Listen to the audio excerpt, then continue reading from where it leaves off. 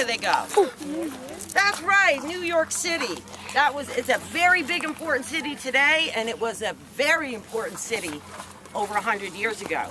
So they built this fort because they were worried about the Navy, the British Navy, and naval invasion. So when they built this fort, there were no airplanes. So this right here is called a mortar battery. And a mortar is like a big giant gun, like a big cannon. And a battery is just the place that they protect it. And in this mortar battery, this is one of 4. And in each mortar battery, they had 4 giant mortars. And we're gonna get a chance to pretend we're mortars, okay? That's what I like to do, so give you guys a sense of how loud and the guns were and what they had to do. Now what I like to do really quickly, before, I don't want you to stand here long, we'll get flies biting us. See how these walls here are built like a step? Yeah. And even though this is supposed to guard the guns in here, this big wall here, this used to have an iron gate, I always thought it was funny. Why do they have steps? If you were enemy ships and you put your soldiers out on shore and you came here, it would be kind of easy to get in. But I'll show you why. Come and follow me. Now, let's remember, I am the commanding officer on this military base, and you are my soldiers, so I need quiet attention. Okay, let's move that. We're enemies, let's go, let's get them. Americans Gonna get the gringos. a staircase to get right into the battle. So let's be quiet. Let's go get the gringos. Get what? These walls are all hollow. And look at that wall. They go through there and they get their position. Is it? And they all the mortar batteries are connected by these hollow walls. So they could sneak around and get from place to place. All right, so that was a big giant fail. We failed.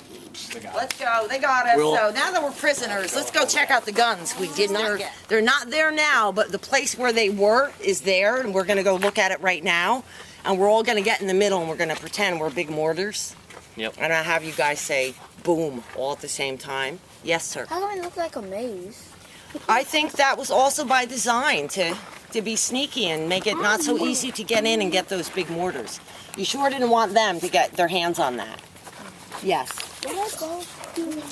These tracks, good question. As we walk down, now those guns are so big that the ammunition that goes in them weighs between 500 and 1,000 pounds per bullet. So they use train parts, and they have to put them on these train parts and pull them down. What is this? A sign? Oh, Lord. Listen. 6 grown men. That's how heavy it is. So this is back where they would have the guns, right? The commander is up there, the lookout. There's their radio, that's not up there. Back in here is where they store all the ammunition, right? If I get lost in this down, I'm going to find my way out. Whoa. Now see how we're low down in here? That's so the enemy ships couldn't see us from the ocean. They'd be on the ocean and we're deep under the sand here.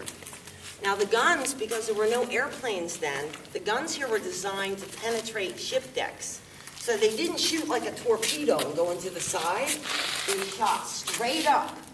And then when they came down, they pierced the deck of the boat and sink them that way. Now these all got decommissioned after they invented what? What did they invent? And it made this, yes, airplanes. Because now airplanes can fly over and they can seal all our guns, right? So that's when they switched. They took the old mortar guns out. And did you guys see the missiles on their way down from the bus? Did you see any missiles on the side of the road? Oh, yeah. Yes. That's what they replaced them with, ground-to-air missiles, briefly. And that's what they used here until the Cold War. I don't know if you guys learned about that yet in school. But once they started fighting the wars with nukes and that type of thing, it just became a big game of chicken between countries. They didn't fight wars the way they used to, so they decommissioned all of this. And now it's just a historical place. But before we leave, I want to give you guys an idea. Somebody told me this, and I thought it was interesting. These guns were so loud, and when they fired them, they went all at once, all 4. They were so loud that not only did you have to put your fingers in your ears, but you have to open your mouth too. Because if you just put your fingers in your ears and the concussion comes out, your eardrums would explode and bleed. So you have to open your mouth and keep your like this when the guns go off. Because they didn't have our modern protection. So if you forgot, if you're talking to your friend, oh yeah, da, da, da, and then they said fire, and you would boom, your eardrums would explode. And you'd never be able to hear again. And you'd never hear again.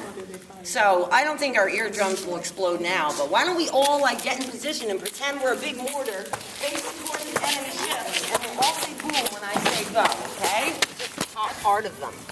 But I don't want you guys to touch them, because if they, like right now, if this one rolled on my foot, it would crush my foot. But these look like they weigh about 500 or 600 pounds.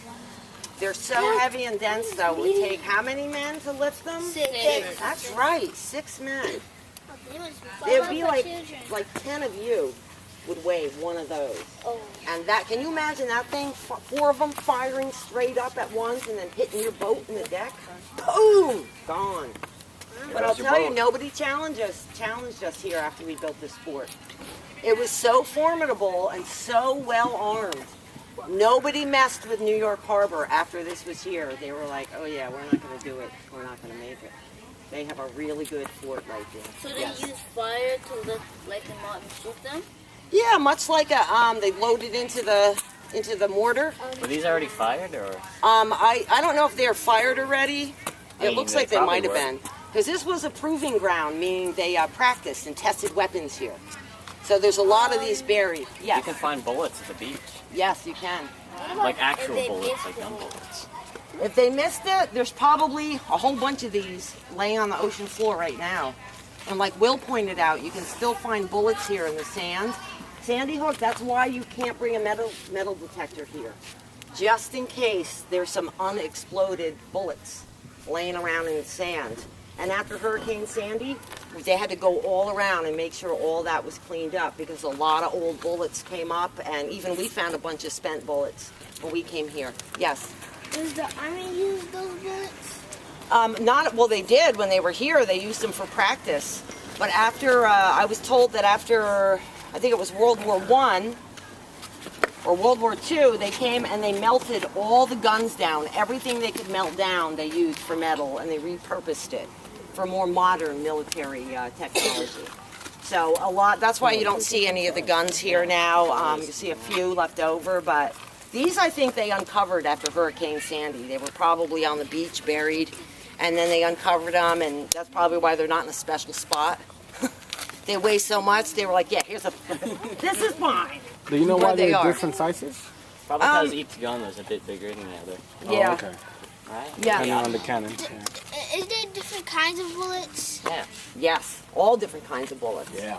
Yeah, and they were back then, I mean, you guys are a little young for war movies, but when you get older and you watch movies I watched them.